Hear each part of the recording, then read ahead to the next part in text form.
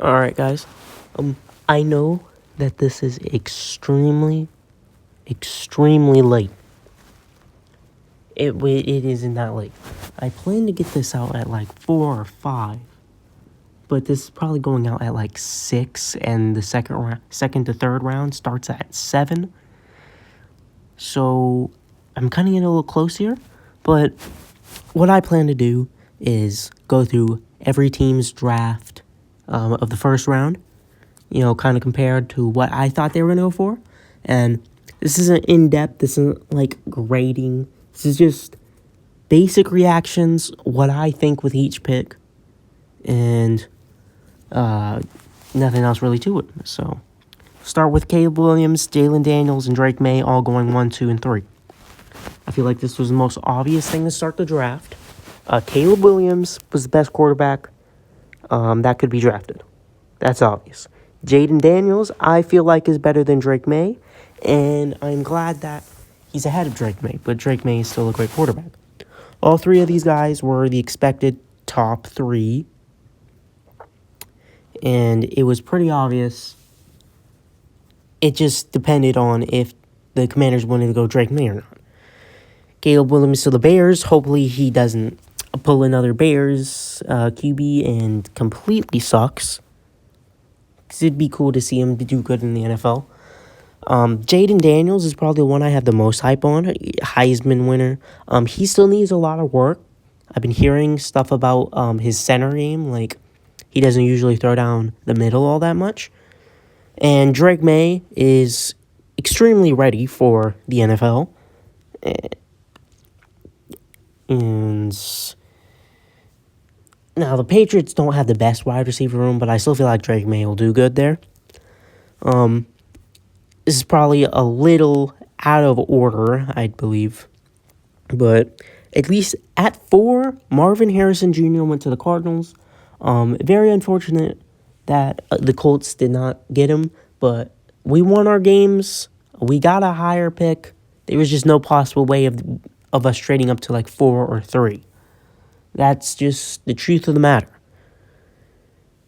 Marvin Harrison Jr. is going to be great with Kyler Murray, who I expect to have a big jump after his season injury about a year and a half ago that bled on to last season.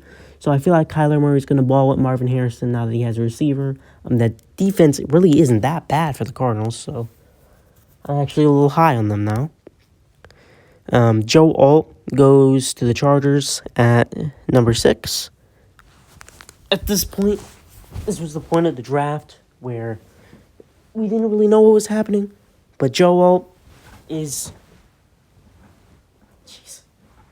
probably one of the best O-linemen in the class. J.C. Latham is also pretty good. Malik Neighbors goes to the Giants. I like the pick there. I don't know who's going to be throwing to him, though, because Daniel Jones isn't really that good of a quarterback. But I still think Malik Neighbors did deserve to go this high. A lot of Colts fans were talking about how we should trade up and get him if he fell down to like 9. I don't think we should have done that. I do think we should have stayed at 15, but certain circumstances kind of mess it up with who I wanted. I wanted Brock Bowers. But, of course, maybe, say, if the Giants draft J.J. McCarthy like I thought, then it would have already been like this. So this would have actually helped the Colts by taking Malik Neighbors. Unfortunately, in pick 8, the Cardinals selected Michael Penix Jr. Now, at first I was shocked. I was shocked because I have no clue why the Falcons are doing this. Then, I was happy because I think that Michael Penix Jr. has the potential to be the best quarterback from the draft. But why to the Falcons? First off, they just got Kirk Cousins on a 4-year, $180 million deal. And by the way, they did not tell Kirk Cousins that they were going to do this. He's going to sit behind him for 4 years probably. He's going to be I think he's 24 now. He's going to be 28 when he first starts. I mean, he could go to any other team. And then when the Raiders took Brock Bowers because there were no quarterbacks left on the draft board, I was mad because the Raiders would have took a QB instead of taking Brock Bowers, and the Colts would have had Brock Bowers because the Saints would definitely have not taken Brock Bowers. So, little man at the Falcons don't know what they're doing at all here. Okay, J.C. Latham was the 7th pick. After the Falcons pick was J.C. Latham. Before the Falcons pick was J.C. Latham. He was the 7th. Cardinals were 4th. Chargers were 5th. Giants were 6th. Titans were 7th. And then the Falcons were 8th. It's a little messed up because, I'm using Real instead of like a real app, a draft tracking app. So it's a little messed up, but it still shows all the players, so I don't mind. J.C. Latham, I feel like he would have been better on the Chargers. Instead, it was really a swap here. It was either Joe or J.C. Latham for these two teams. Both good picks for the O-line, especially to help that dude Will Levis. Rome Odunze to the Bears is a nice pick. They did not have Malik Nabers on the board. They probably would have gone that. But Rome Odunze is a very nice pick for the young Caleb Williams. He played great at Washington. They made the national championship. Same with Penix. So I like the pick for the Bears, and I'm definitely expecting them to have a big jump this year. J.J. McCarthy, after the Jets trade down a pick, J.J. McCarthy goes to the Vikings. He's the best quarterback. Between J.J. McCarthy and Bo Nix, I would have gone J.J. McCarthy. I don't think J.J. McCarthy's that good, though. I don't think his ceiling is too high. But throwing to Justin Jefferson, anything's possible. So I do like the pick for the Vikings. Not the best quarterback they could have gotten, but not the worst. They could have gotten someone in the 5th round. And then they would have had to start Sam Darnold. So J.J. McCarthy is still a pretty good pick. And then Olumiwa Fashanu. Sorry if I mispronounce his first name. He goes to the Jets to help Aaron Rodgers and his broken Achilles. Although it's healed now. I like the pick. I feel like it was either O-line or tight end, and I needed them to go O-line to leave Brock Bowers at the board.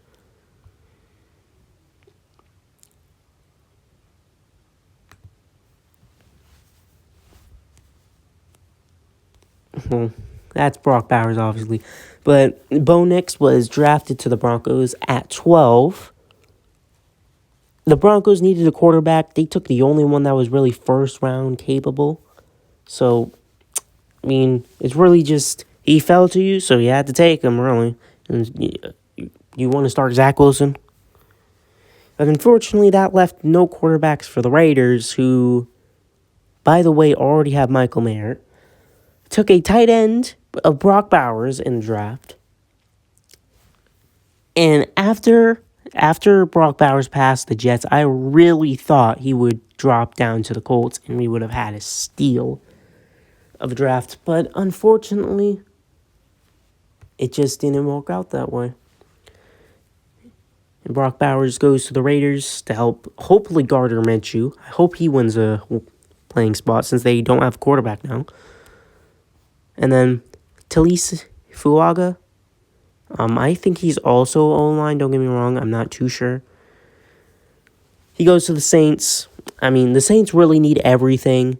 And they have such high debt that they can't really get anything. So, really, the draft's the best place where they can get their stuff.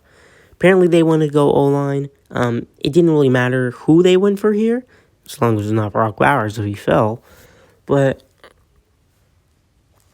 Talise Fuaga is a good pick for the Saints. Now, I know I I talked about this in a short, right?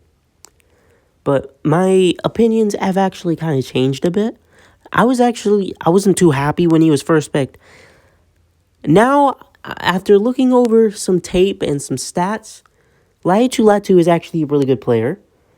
I still would have preferred Dallas Turner. Don't get me wrong. And I feel like we need a cornerback a little more, but if we can trade up in the second round to get either Cooper DeJean or Kool-Aid McKinstry, then all is forgiven, obviously. But Laiatu Latu, other than his neck medical concerns, I think is actually a pretty good pick now, which I didn't think so as much yesterday. 16, Seahawks take Byron Murphy the second. Is he also defensive tackle? I think so. Let me...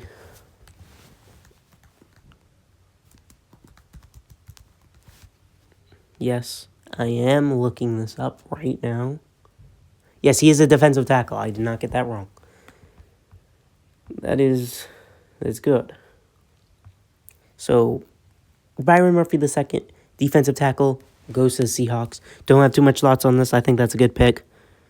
Dallas Turner to the Vikings, and that's a steal. That is a steal.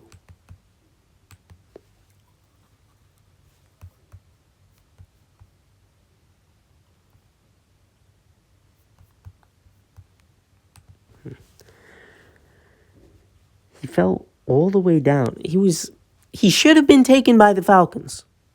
He should have been taken by the Falcons. And he falls all the way down to 17, and the Vikings trade up with... I don't remember, actually. The Vikings trade up with someone. They get their guy. Really happy for them. Marius Mims, offensive tackle. Really, really big guy. So he's going to be able to help Joe Burrow not get injured.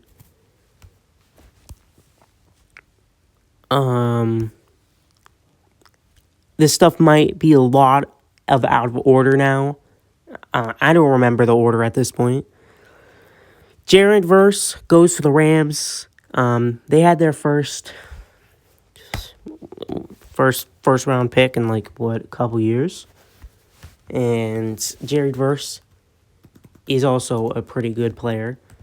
He's an edge like the guy we got, Latu and Dallas Turner.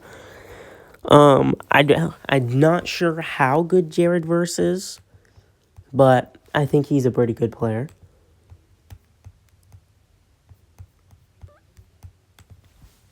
Chop Robinson goes to the Dolphins. I kind of wanted them to, get the speedster, Xavier Worthy. It wouldn't have been beneficial at all, but it would have been funny because he's really fast. But I think Chop Robinson is a really, really underrated player this draft, and I'm glad he went to the Dolphins. Troy Fautanu goes to the Steelers. Really happy for Troy Fautanu because he was a fan of the Steelers when growing up. So the fact that he gets to go to the Steelers, yeah, that's great. So offensive lineman, protect whoever's back there in somewhere.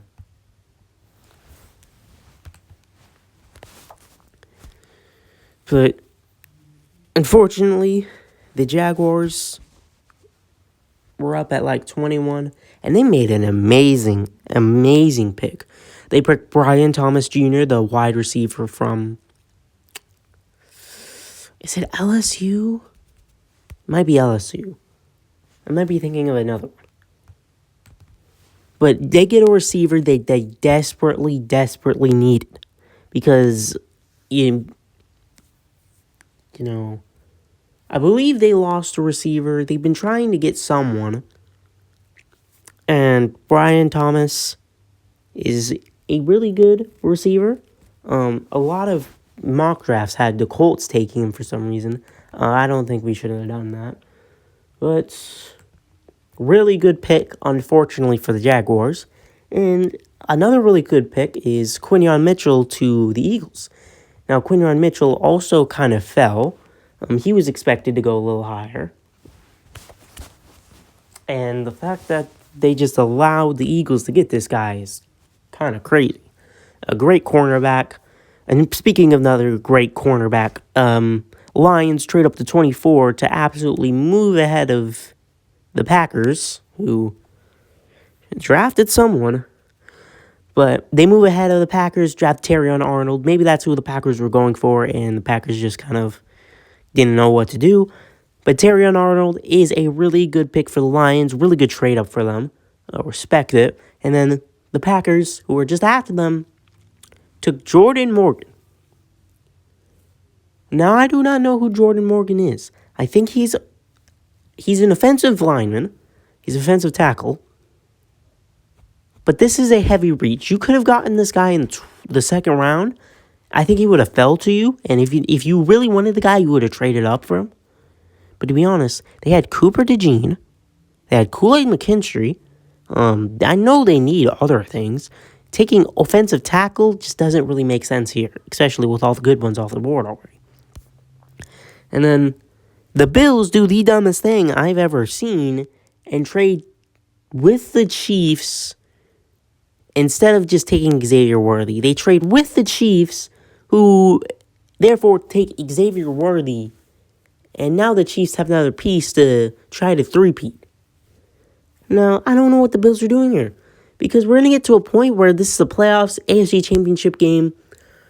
Chiefs down 4 with about 35 seconds left. And it's 4th and 12, right? Patrick Mahomes is going to line up to pass. Xavier Worthy is going to speed pass all the defense. Patrick Mahomes throws the ball, catches it perfectly. They get the touchdown and win the game. I don't know what they were doing there. I don't know. Just letting your rival get the receiver they wanted is very interesting to me. It is very interesting. And then the Bucks, who I believe picked after Green Bay, picked Graham Barton. He is a center, I believe. I'm pretty sure, well, if they're taking him, they obviously need him. The Tampa Bay Buccaneers needed a center. They took the best center available. There's not too much to say about that pick. Darius Robinson, don't know too much about him either.